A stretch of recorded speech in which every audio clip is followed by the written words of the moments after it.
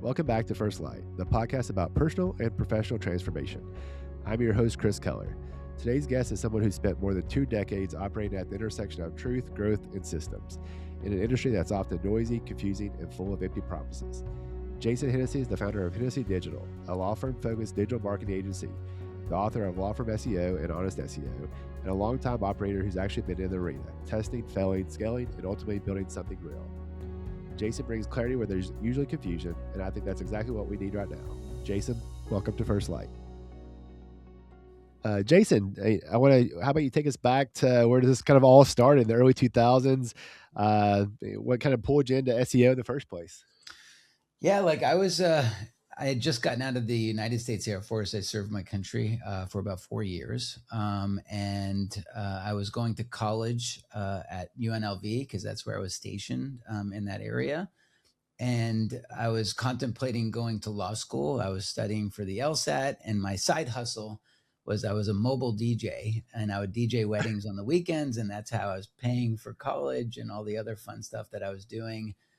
And so I wanted a way to help to market my DJ business. And so I hired somebody to develop a website for me. They developed it. After about 3 months, nobody was coming to the website. And I'm like, what is wrong? I think something's broken. And then my developer's like, oh no, that's called like SEO or something. I don't know how to do that. Nobody knows how to do that. And I'm like, okay, well, I guess I'm gonna have to teach myself this thing. And so started out as a need, truthfully, and then it turned into an interest, and then a passion, and then over the years, just an obsession. And so 2008 is when I accidentally stumbled into legal marketing. I got asked to speak to a group of DUI lawyers in Atlanta. And after I gave a 45-minute presentation, I had about 7 attorneys come up to me and say, that was awesome. Could you help me do this? And I said, give me your business card. And so I ended up leaving there with about 7 new clients. And that was the genesis of my first agency, I guess, working in legal. And I haven't stopped since, I guess. Wow, crazy. So, first and foremost, thank you for your service to the country. Yeah. Can you talk a little bit about kind of how that military experience shaped you as an entrepreneur, as a business owner, as a leader? Yeah. So I think I was a boy or a kid going into the military, and I think I left as a man. And so the military makes you grow up real fast and learn responsibilities and learn discipline and structure. And there's so many things that I can attribute, some of my business, I guess, success to my time in the military, just like recognition, right? Everybody's walking around with, you've got this achievement medal and that medal and that, so just kind of people want to be recognized for things that they do. And I think that's something that, businesses also learn as a result of that. Structure, systems, processes, things along those lines. I did 4 years in the military. I was very money motivated. I don't come from, much money. I came from humble beginnings. And so I knew that I would never, ever become wealthy, in the military. And so I did my 4 years. I served my country. And then from there, I was off to the world of entrepreneurship later. Where did that entrepreneurial mindset come from? What kind of sparked that for you? Where was the moment you realized, hey, I don't necessarily need to be an attorney. I can create a business and build an enterprise? Yeah, so I think that's one of those things that you kind of know early on in life, nature, nurture. I remember as a kid, I was the kid doing lemonade stands, and I was the kid selling gum from my backpack in school. I was the kid that would be sitting at a pizza place, and while everybody's socializing, I'm just sitting there thinking, man, there's like 40 kids in here right now. And every one of these kids is probably spending like $7. And I'm like, man, this is a great location for business, right? And I don't know, it's just like in me, I guess. And so I always had that entrepreneurial itch, I guess. But I attribute it all basically to very humble beginnings, like I said, because I think if I grew up, with a family that was very wealthy, maybe I wouldn't have needed to sell gum from my backpack or, so it might have been a different track for me, I guess. At what point did you I guess we'll go this way. Let's talk about building your company, and when you started the company, kind of what was your vision? Where did you think you were going to end up when you first started out that first launch? Yeah. So I think I this agency was started with experience, right? Because I had already built another agency before this, and I sold that one.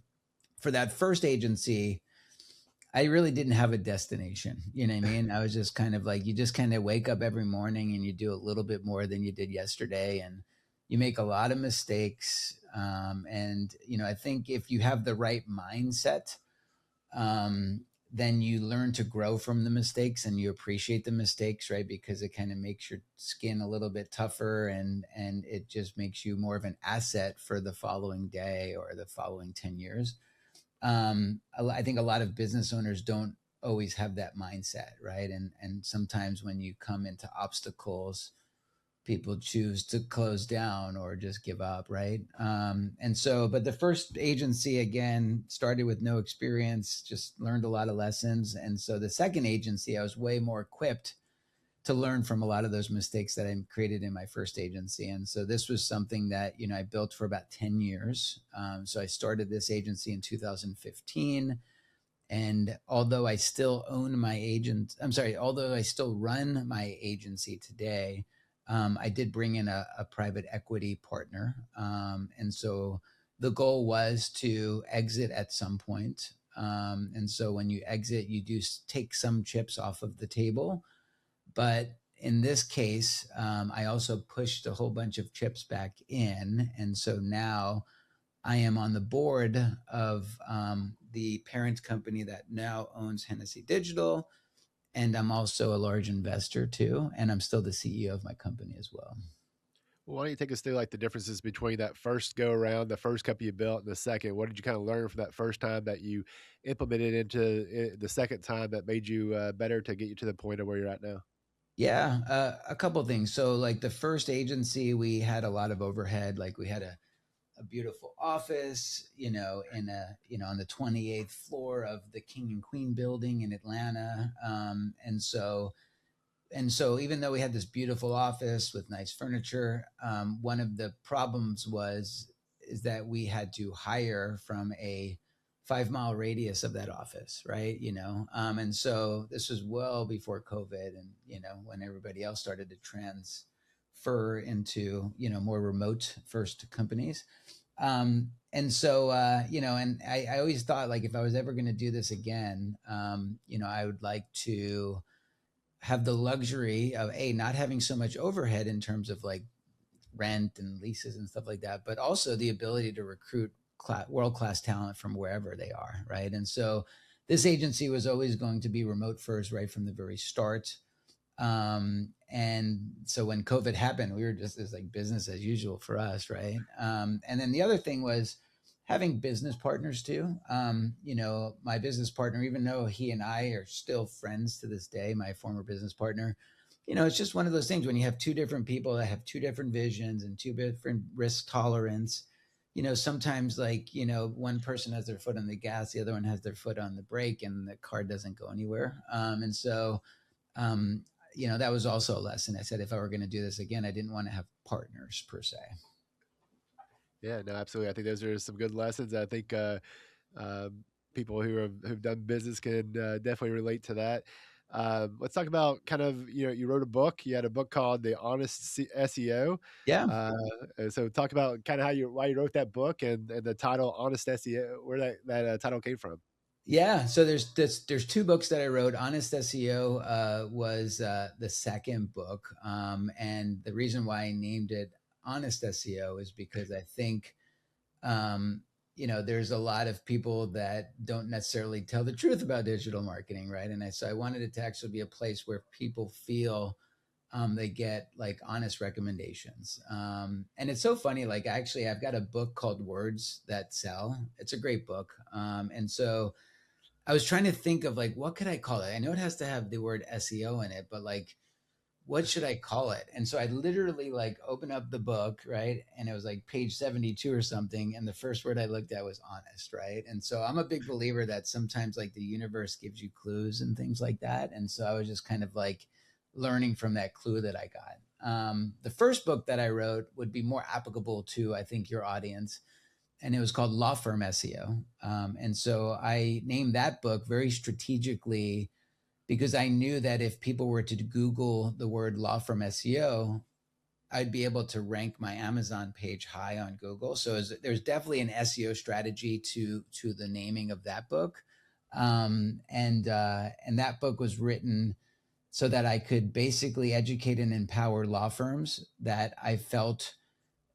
Some of which were maybe getting taken advantage of. And regardless of if I work with them or not, I just wanted to basically give them information and insights so that if they read the book, they at the very least can make better decisions for the marketing of their firm. Why don't you talk about how you've stood out? Because obviously in the legal space, there's a lot of people competing for law firms, digital marketing. It's a very competitive area, especially in personal injury. So, Mm, what have you done and what have you learned over the years to allow you to stand out to reach the levels of success that you have? yeah.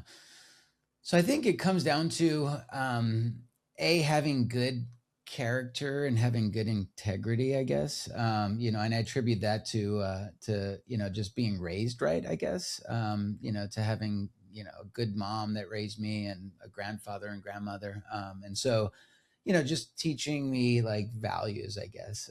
So I'll start there, but the second thing is always managing expectations, right? Like there was a lot of times where I could have easily, you know, had an attorney give me money and knowing damn well that I wasn't going to able to achieve the success that they were looking for with the budget that they were giving me. But I chose to say no and just manage expectations, right? Just because, like, if somebody is in a market like Los Angeles and they only have like a $3,000 per month budget, sure, there's people that will take their money, right? But it's not realistic. And so I've always kind of elected to make sure that that we were honest.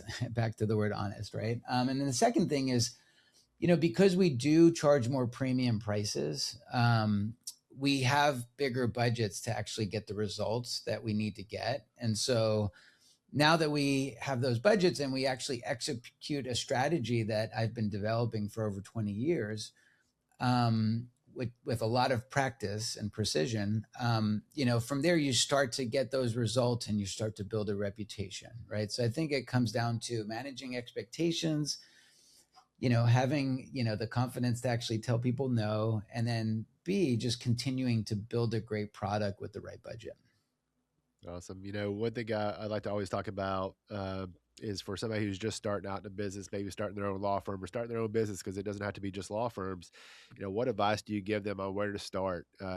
Is it with SEO? Is it, where's kind of the best point for people to, get their business out there?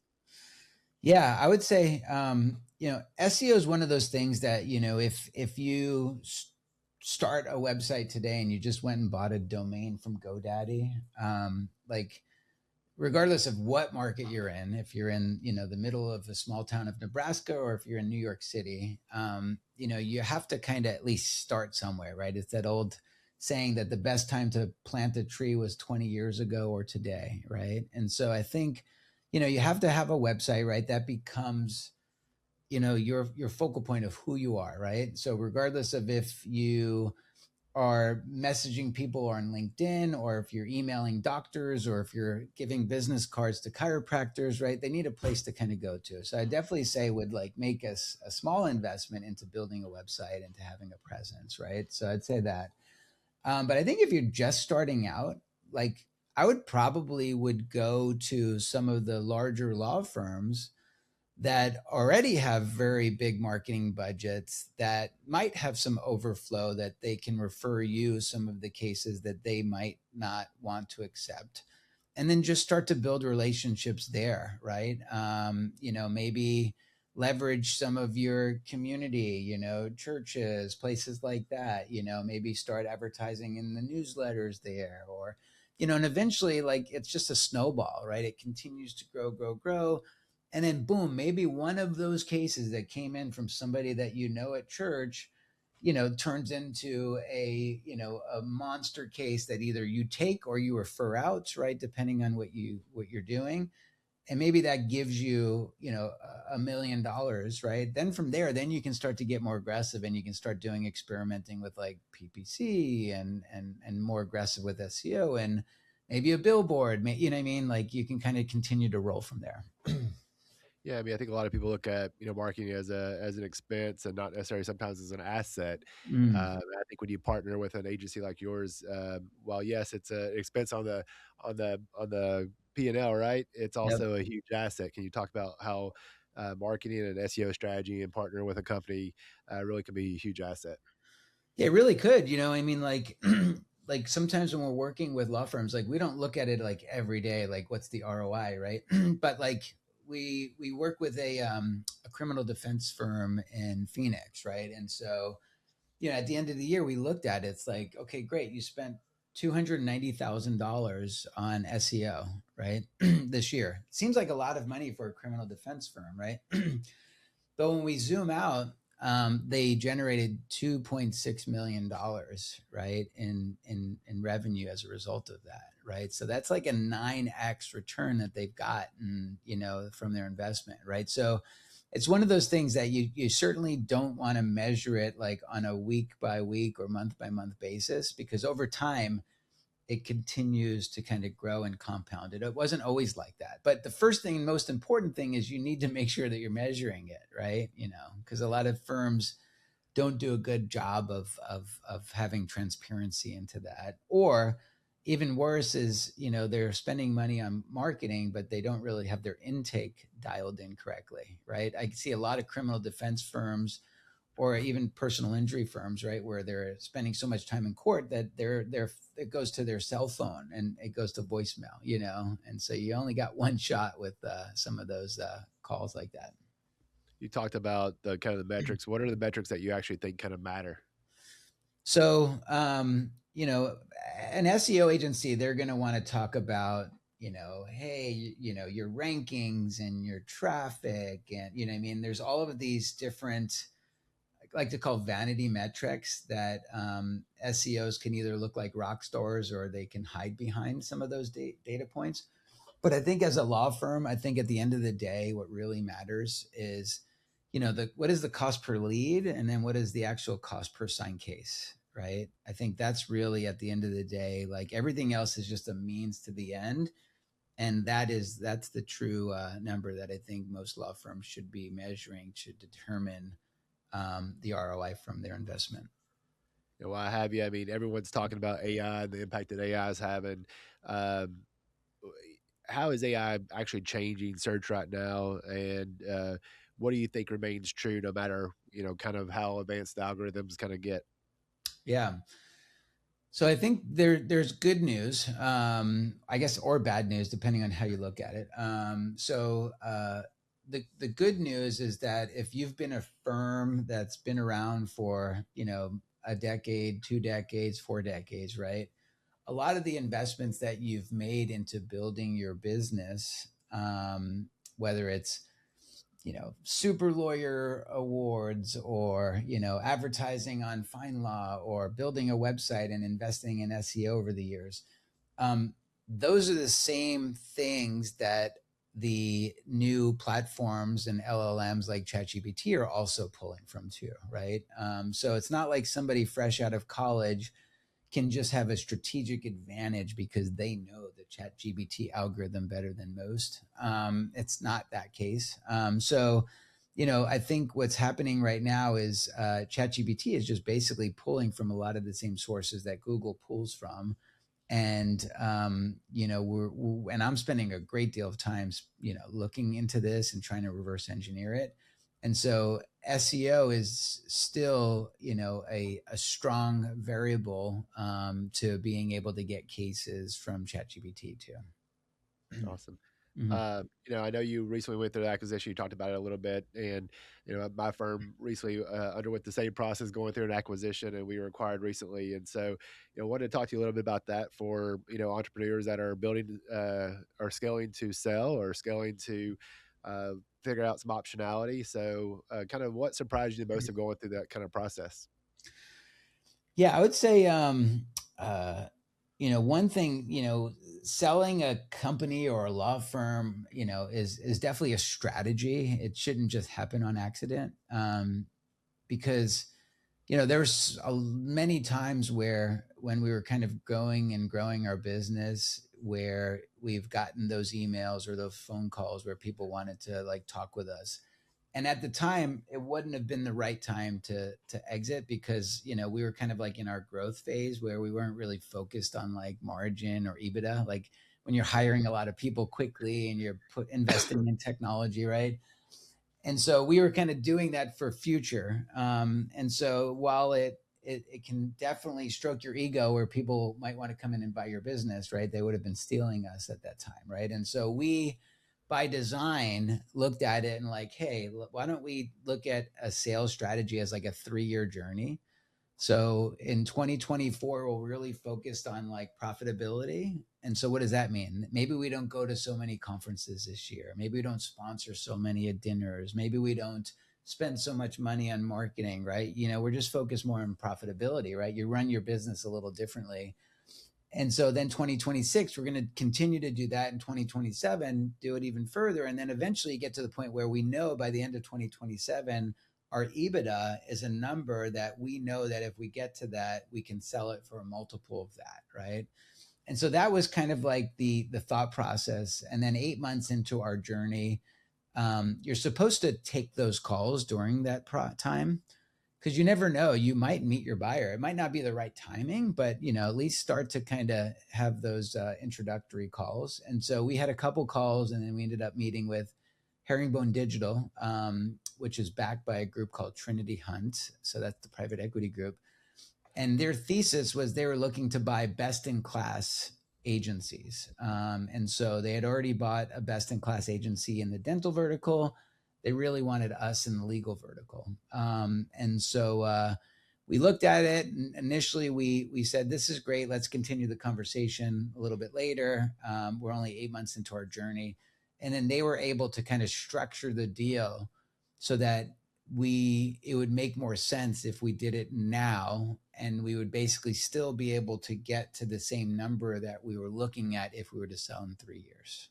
So What was the kind of thing that surprised you the most in the process, though? If looking back, if you had to go back, what surprised you that maybe you would approach differently or do differently? What kind of lessons did you learn along the way?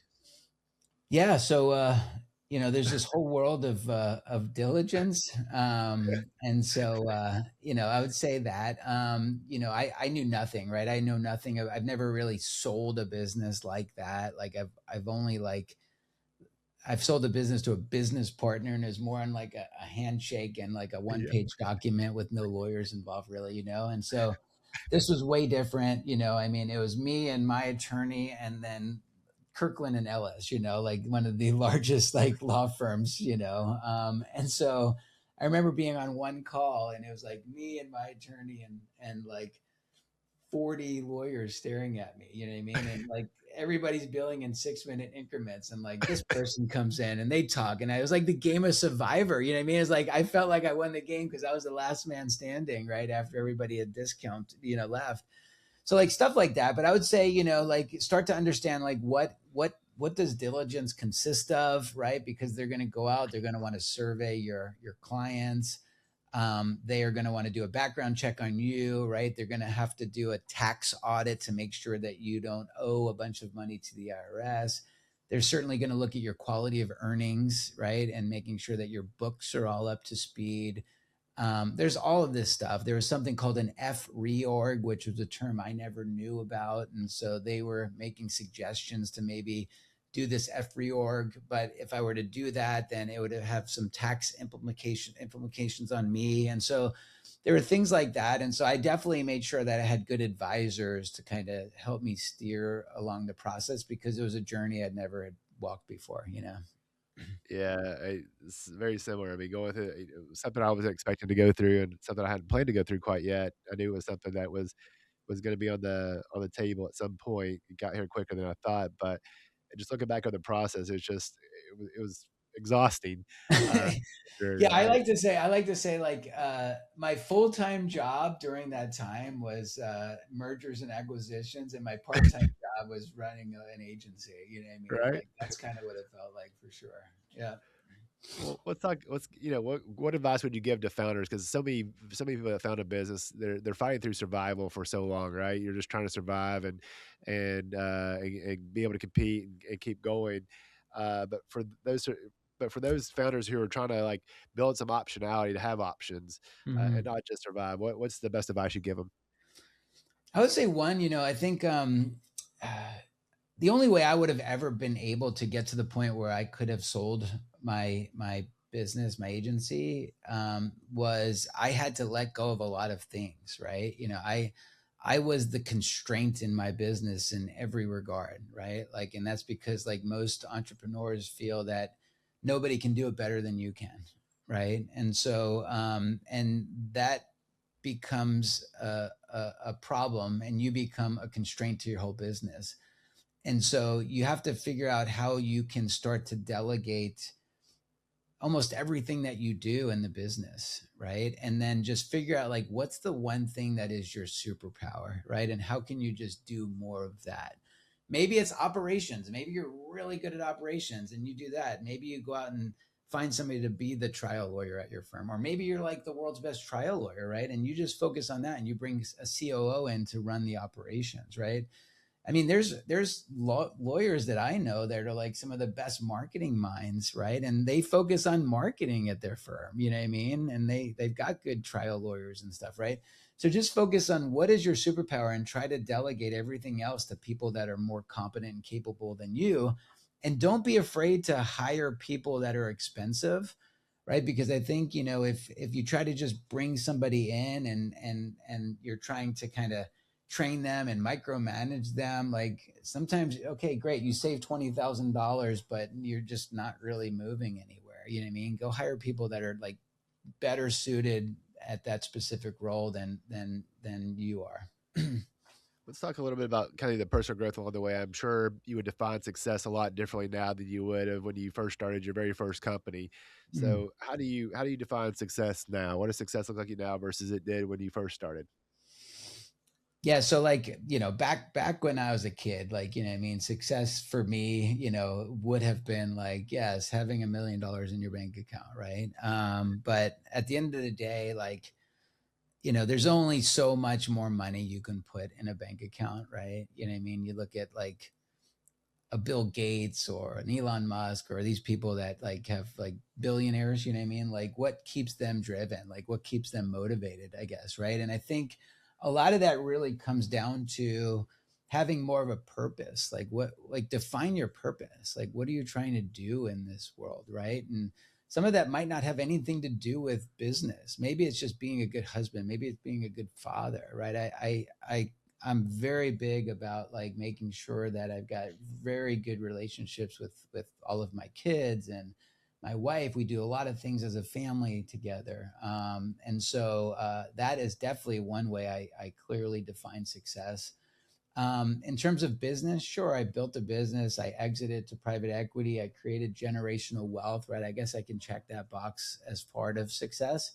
But now, like, I genuinely want to make my product better. Now I've got more resources. I got more capital. I could bring more of my ideas to life that I wasn't able to bring to life because I had capital constraints as I was bootstrapping my business, right? So now it's going to be fun because I now have like wind at my back to help push us even further to make our product even better. Awesome.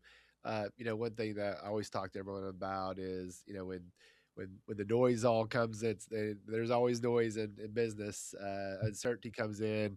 You start feeling overwhelmed and start wondering, what path to go down. Are you going down the right path? And all that stuff happens.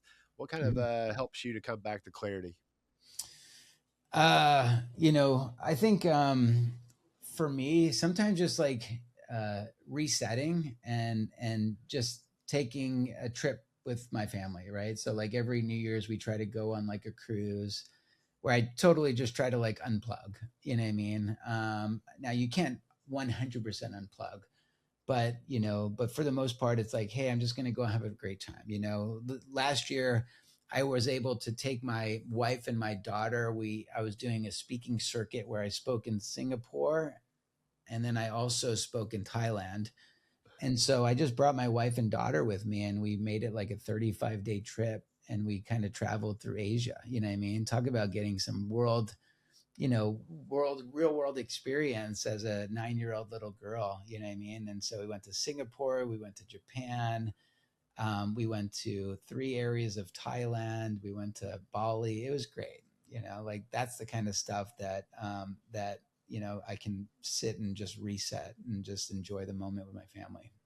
All right, last but not least, what impact do you hope that you're going to leave with the company that you've created? What's the last impact that you hope to be able to leave? Yeah.